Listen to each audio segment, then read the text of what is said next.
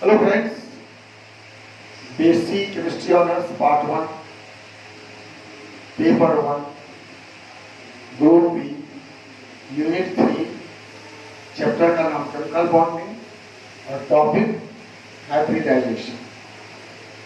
ये hybridisation concept का origin कहाँ से आया, उसके लिए हमने एग्जांपल लिया है BeCl2 का। अब देखिए BeCl2 में बेरिलियम का इलेक्ट्रॉनिक कॉन्फ़िगरेशन है 1s2 2s2। 1s में 2 इलेक्ट्रॉन है पेयर्ड और 2s में 2 इलेक्ट्रॉन है पेयर्ड। बैलेंस बॉन्ड थ्योरी कहता है कि atomic orbitals containing unpaired electron undergo overlap to form a chemical bond। Chemical bond करने के लिए दो एटम के एटॉमिक ऑर्बिटल जिनके पास अपोजिट स्पिन के अनपेयर्ड इलेक्ट्रॉन होते हैं उनके ओवरलैप से कोवैलेंट बॉन्ड करते हैं। अनपेयर्ड इलेक्ट्रॉन वाले ऑर्बिटल के ओवरलैप से, इसमें तो कोई ऐसा ऑर्बिटल है ही नहीं अनपेयर्ड इलेक्ट्रॉन वाला। इसके बैलेंस बॉन्ड थ्योरी के हिसाब से बेरिलियम को कोवैलेंट बॉन्ड नहीं करता। लेकिन उसी थ्योरी में फिर आगे लिखा हुआ है atomic orbitals containing paired electron may take part in overlap by unpairing the paired electron provided unpairing is economically profitable, energetically profitable। कि पेयर्ड इलेक्ट्रॉन वाले ऑर्बिटल भी हाइब्रिडाइजेशन में बॉन्ड बना सकते हैं अगर वो पेयर को अनपेयर कर दें, और ऐसा करना एनर्जी के हिसाब से लाभप्रद हो। एनर्जी के हिसाब से लाभप्रद हो का मतलब कि पेयर को अनपेयर करने में जितना एनर्जी खर्च हो उससे ज्यादा एनर्जी बॉन्ड बनने पर निकल जाए। अगर मान लो पेयर को अनपेयर करने में 10 जूल एनर्जी लगा तो हमको बॉन्ड बनाने के बाद 15 जूल निकल जाएगा। यही बेसिक प्रिंसिपल बॉन्ड बनाने का, एनर्जी का लाभ होना चाहिए। तो हम देखते हैं कि इसमें 2s है, जब सेकेंड ऑर्बिट है तो निश्चित रूप से सेकेंड ऑर्बिट में तो s और p होता है, p सब ऑर्बिट भी होगा।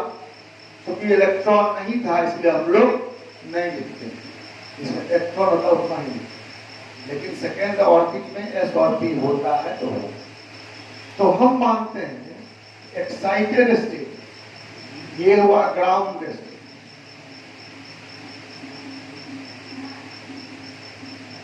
एक्साइटेड स्टेट जब ये बॉन्ड बनाने के लिए एक्साइटेड होंगे, एक इलेक्ट्रॉन का 2s से 2p में प्रमोशन हो जाएगा।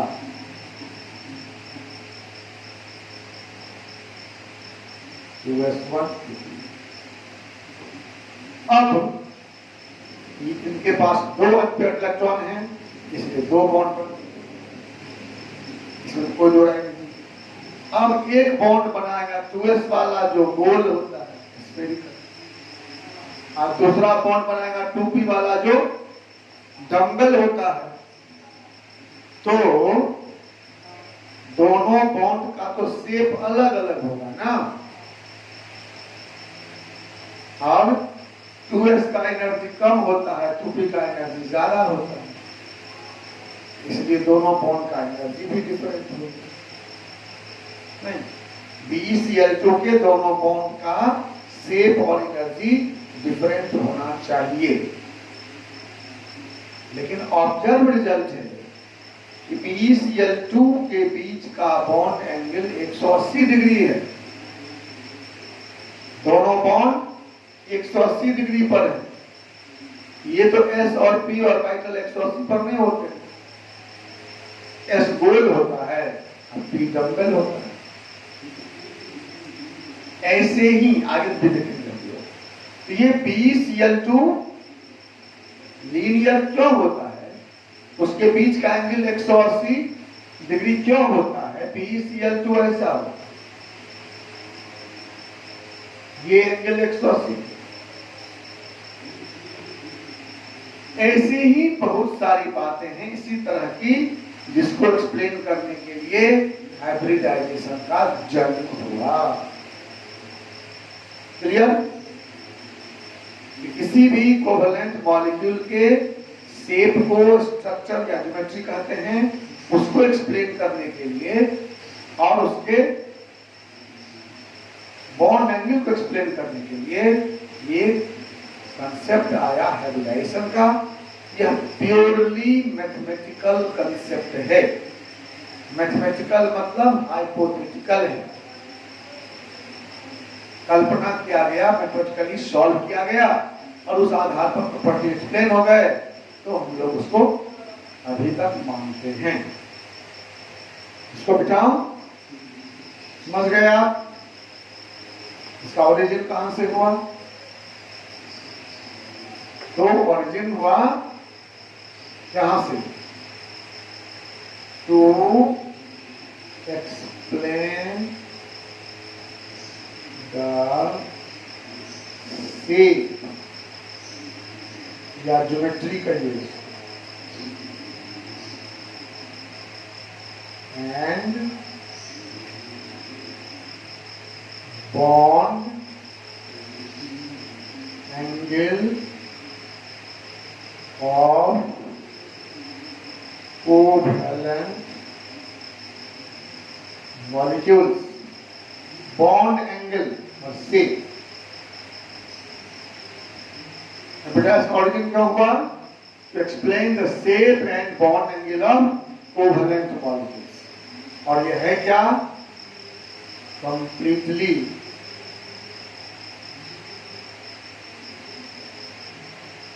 Mathematical concept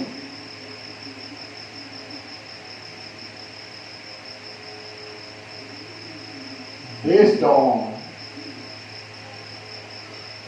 quantum mechanics, quantum mechanical calculations, quantum mechanical calculations पर आधारित है ये। श्रोडिंगर्स इक्वेशन का कुछ ज्ञान आपको होगा, बाकी आप आगे पढ़ेंगे तो उसमें जो पढ़ेंगे आप इसका इक्वेशन अभी हम लोग नहीं पढ़ेंगे। इस क्लास में हम लोग हाइब्रिडाइजेशन का क्वालिटेटिव अप्रोच ही पढ़ेंगे और क्वांटिटेटिव कैलकुलेशंस होगा वो आप एमएससी में जाएंगे तो वहां तो क्वांटम मैकेनिक्स से काम बढ़िया से हो जाएगा, हाइड्रोजन एटम के इक्वेशन का सॉल्यूशन हो जाएगा, तब उसको विस्तार से पढ़ेंगे। अभी आपकी बात मानिए, हाइब्रिडाइजेशन का जन्म कोवेलेंट मॉलिक्यूल के ऑब्जेक्ट शेप, स्ट्रक्चर और बॉन्ड एंगल को एक्सप्लेन करने के लिए हुआ।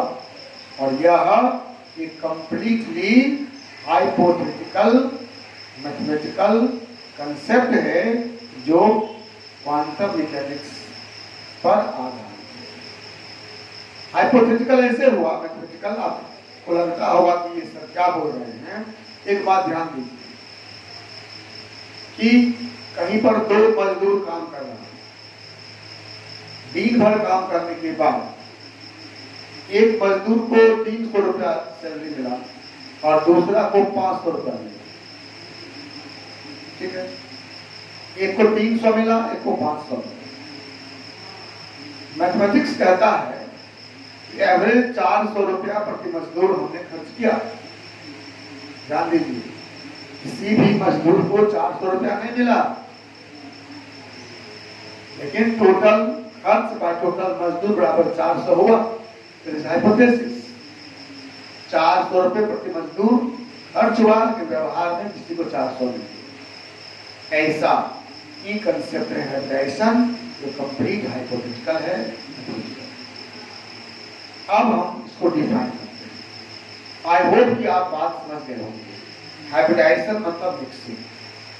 मिक्स दो वैरायटी अगर मिक्स होकर एक नया वैरायटी बनाता है तो उसको भी हम लोग हाइब्रिड कहते हैं। आजकल मार्केट में हाइब्रिड वैरायटी की का भरमार है। आप जो सब्जी मार्केट जाएंगे, जब हम लोग बच्चा थे जाते इतना बड़ा बड़ा मिलता था, सजमन कहते जिसको, सोहिजन, कद्दू।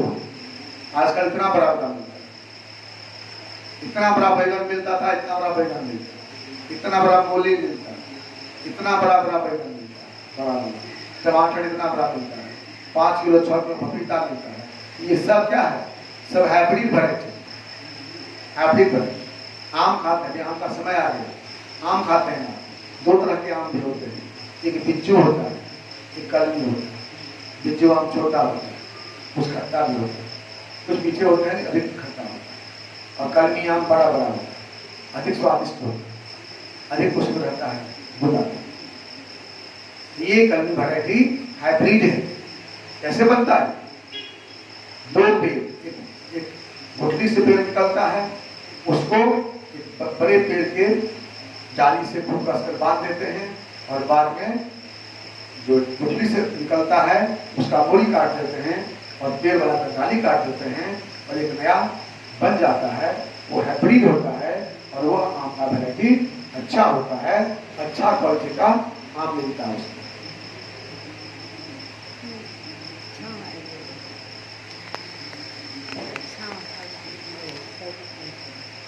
ठीक है, यही हुआ हाइब्रिडाइजेशन, मिक्सिंग। 2 वैरायटी को मिला दिए तो तीसरा वैरायटी बन गया। ठीक है, आइए अब हम इसको डिफाइन करते हैं, हाइब्रिडाइजेशन को कैसे। तो देखिए,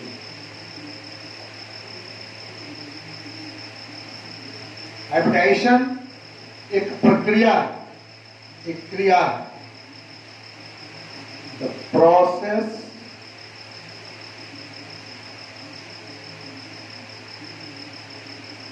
in which